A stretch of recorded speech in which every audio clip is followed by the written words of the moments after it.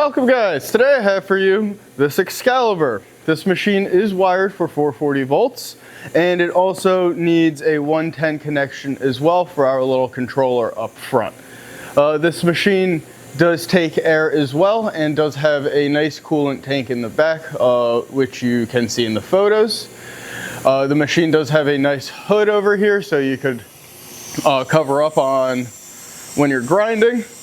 This head does articulate back and forth with the air, hence why you need that, and then a whole bunch of coolant lines right here to keep your parts cold. I don't know much about this machine, so I'm just gonna jog all the simple features.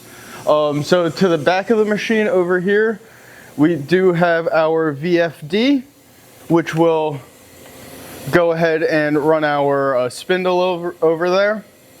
This machine, the spindle is rated for 3,800 RPMs, if I'm not mistaken.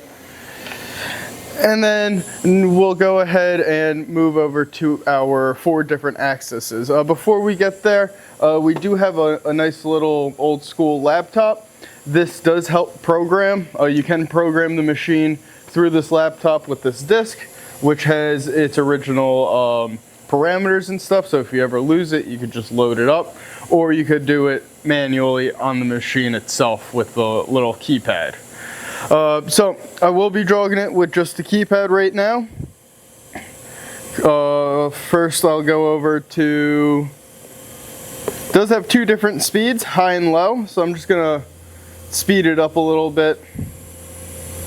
So this is going to bring our workpiece closer or further from our spindle. Access 2, again low and high, will spin our part forward and reverse. And then we could check out access 3 and access 4. Access 3 will bring our head in and out.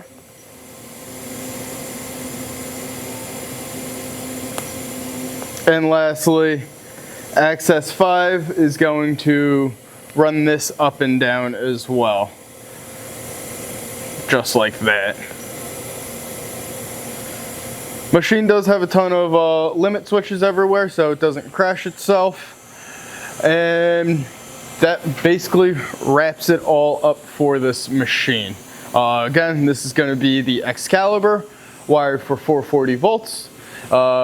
With the 110 needed to run our motion control. If you'd like to see this under power, feel free to reach out to us. Thank you very much.